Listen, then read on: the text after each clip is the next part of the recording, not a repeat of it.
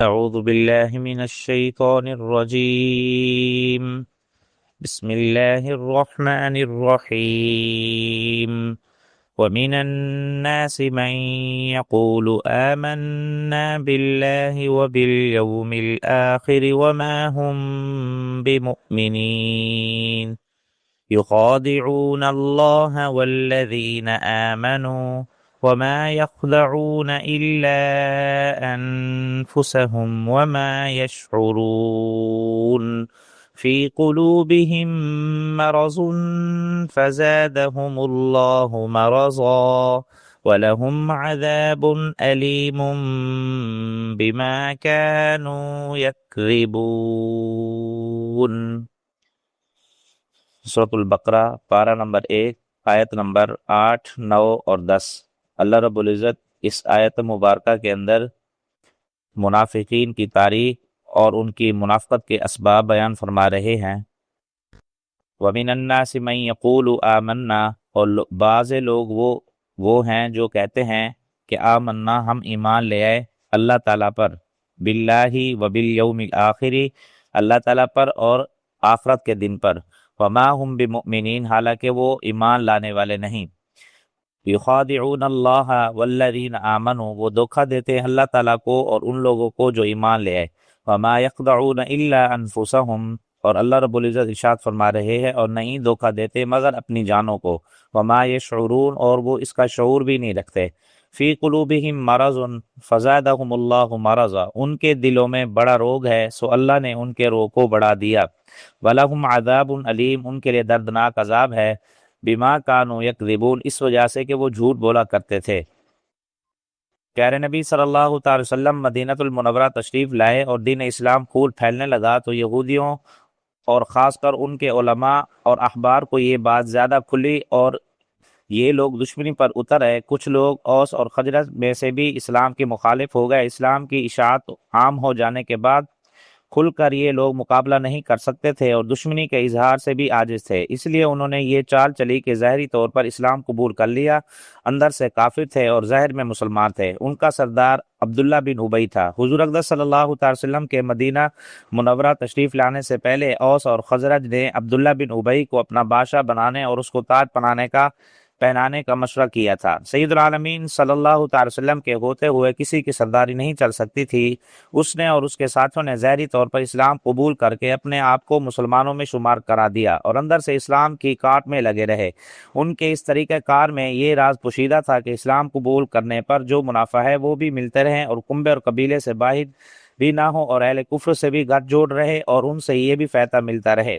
اور یہ بھی پیش نظر تھا کہ اگر العیاذ باللہ اسلام اور داعی اسلام صلی اللہ علیہ وسلم کا قیام اور بقا زیادہ دیر تک نہ رہے تو حسب سابق پھر بھی سرداری مل جائے گی، لہٰذا یہ اوپر سے مسلمان اور اندر سے کافر رہے اور اسلام اور داعی اسلام کے ناکامی کا انتظار میں رہنے لگے۔ مسلمانوں سے کہتے تھے کہ ہم مومن ہیں اور اسی طرح سے اللہ کو اور ایمان والوں کو دھوکہ دیتے تھے۔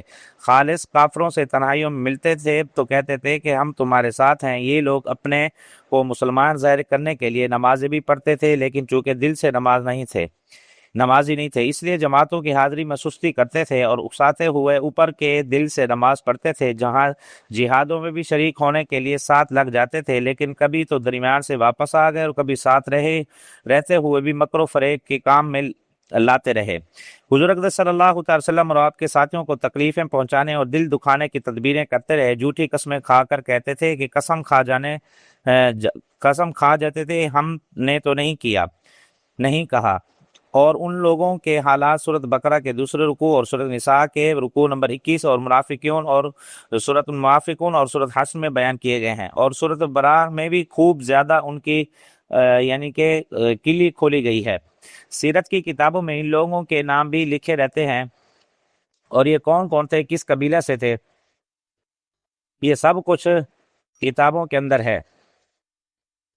جب تک دل سے ان چیزوں کی تصدیق نہ کرتے جو اللہ اور اپنے نبیوں کے ذریعے بتائی اور جن پر ایمان لانے کا حکم فرمایا، اس وقت تک کوئی شخص مومن نہیں ہو سکتا۔ منافقین کے اس دوغرے پن کو وہ کہتے کہ ہم مومن ہیں حالانکہ مومن نہیں تھے۔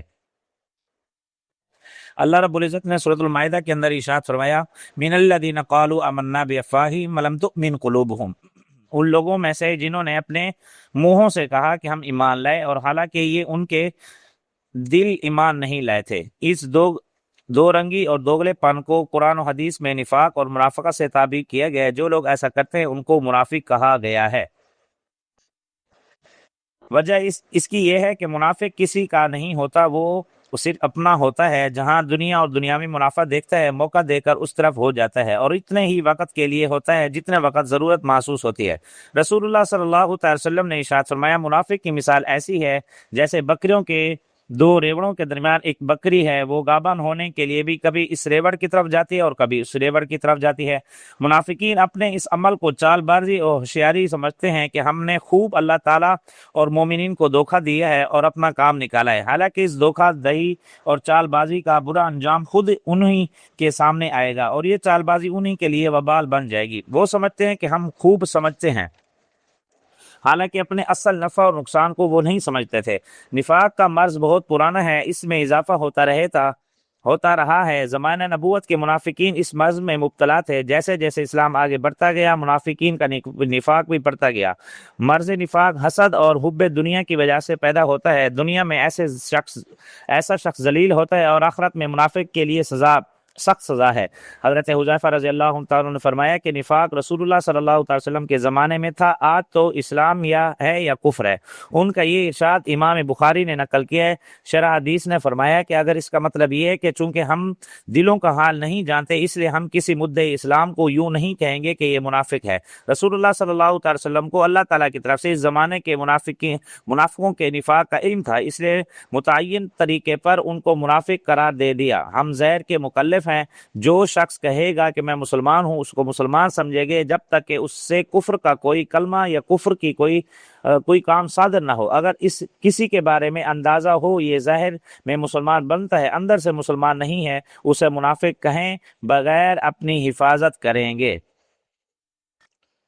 اللہ رب العزت سے دعا ہے کہ اللہ رب العزت ہمیں اس کو سمجھنے والا بنائے۔ آمین۔ وآخر دعوانا الحمدللہ رب العالمین۔